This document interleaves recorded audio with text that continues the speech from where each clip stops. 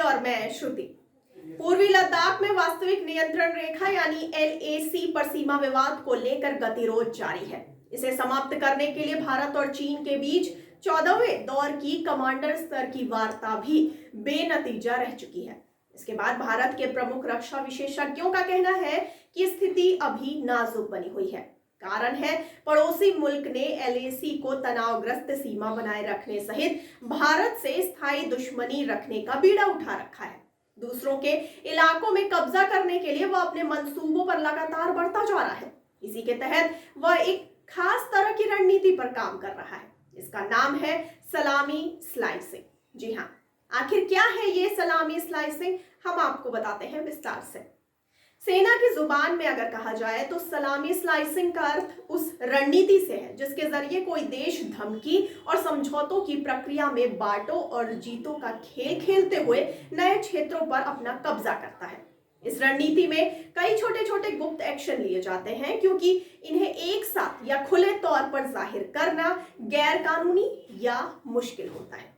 कुल मिलाकर यह किसी भी देश के दामन पर एक दाग जैसा होता है। सलामी स्लाइसिंग की रणनीति का आखिर क्या रहा है इतिहास, हम आपको बताते हैं। साल 1933 की शुरुआत में जर्मनी में पूर्ण शक्ति हासिल करने के लिए नाजी पार्टी की नीतियों को भी सलामी रणनीति या टुकड़े टुकड़े करके अधिकार जताने की नीति के रूप में जाना जाता है। इसमें रेजिस्तान फायर ने जर्मन आबादी को दबा दिया, कम्युनिस्ट पार्टी और सोशल डेमोक्रेट्स को बंदी बना दिया। उसके बाद हिटलर को पूर्ण शक्ति प्राप्त हुई थी।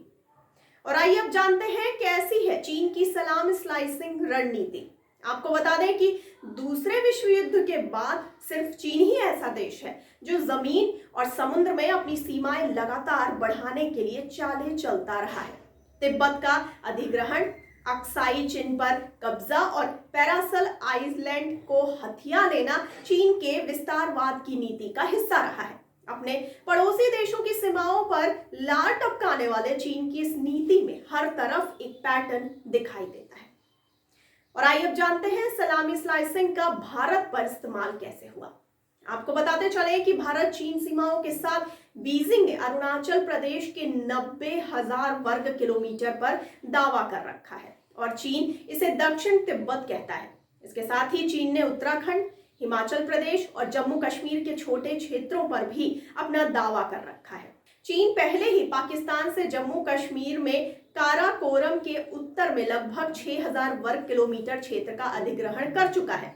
चीन डोकलाम पठार पर नजर गड़ाए हुए है क्योंकि इससे उसे सिलीगुड़ी कॉरिडोर या चिकन नेक पर नजर रखने में फायदा होगा, जो पूर्वोत्तर भारत को देश के बाकी हिस्सों से जोड़ता है। और आइए अब जानते हैं क्या होनी चाहिए भारत की रणनीति।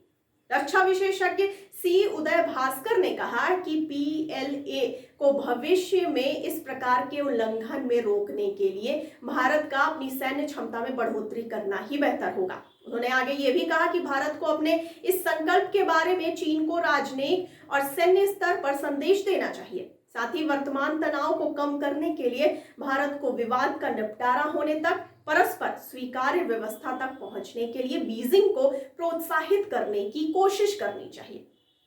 आपको जानकारी के लिए यह भी बताते चलें कि भारत और चीन के बीच तो सीमा को लेकर विवाद हो ही रहे हैं और भारत के साथ तो चीन की सेना की झड़प भी हो चुकी है, लेकिन दिक्कत यह है कि जो नेपाल आंख मूंद कर चीन पर भरोसा कर रहा है, उसकी जमीन पर भी चीन कब्जा कर रहा है और नेपाल के कम्युनिस्ट पार्टी के नेता हो या फिर नेपाली कांग्रेस के नेता, उन्हें बीजिंग के सुरसा जैसे मुंह की कोई चिंता ही नहीं है। नेपाल के हुमला क्षेत्र पर चीन का कब्जा सलामी स्लाइसिंग तकनीक का ही एक हिस्सा है। वहीं भूटान की जमीन पर भी चीन इसी तकनीक का इस्तेमाल करके कब्जा कर चुका है।